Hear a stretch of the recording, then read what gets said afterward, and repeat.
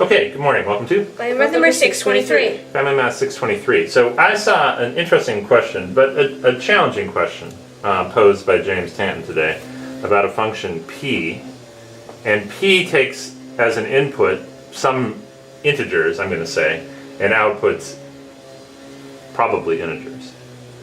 And the rule for this function is that p of a plus b, so if you put in two integers and add them together, it equals p of a plus p of b plus some constant k times a times b.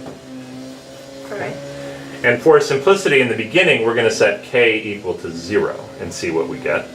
So this term's going to go away. So what's the rule for this function going to become if I set k equal to 0? So it's p of a plus b equals p times a plus p plus b.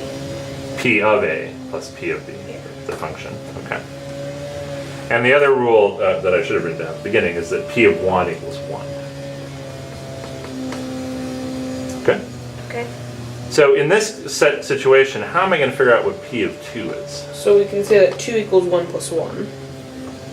So therefore we have p of 1 plus 1, which is p of 1 plus p of 1, which is just plus 1, which is 2.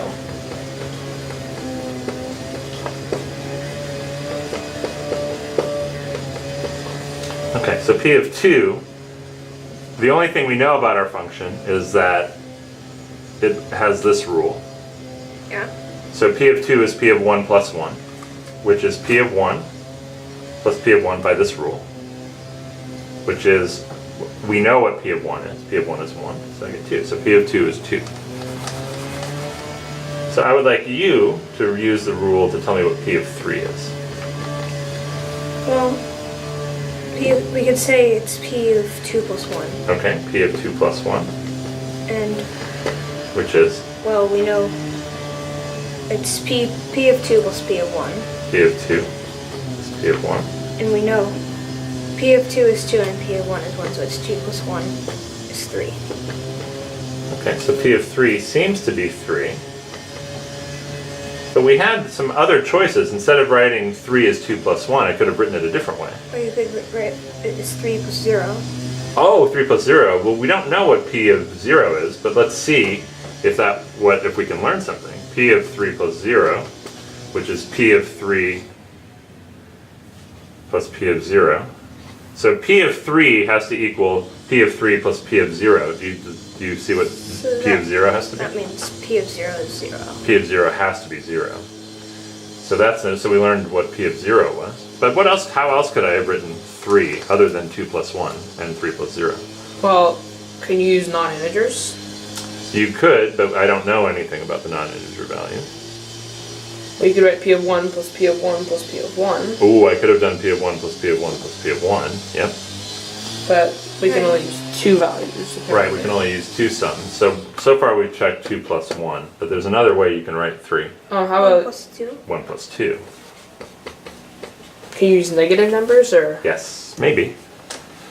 But on problems like this, you're trying to always go back to the things that you know. Yeah. So you're right, I could write 3 as minus 7 plus 10, but I don't know p of minus 7 or p of 10. Yeah. But I do know 2 and 1. So I could write it this way too and still find that it equals 3. So it looks like this function is commutative. Commutative. Yeah. Yeah.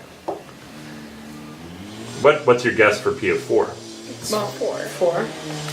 Because you can write it as either 3 plus, or p of 3 plus p of 1, or p of 2 plus p of 2. Okay. And both of those Equal. will add up to be 4.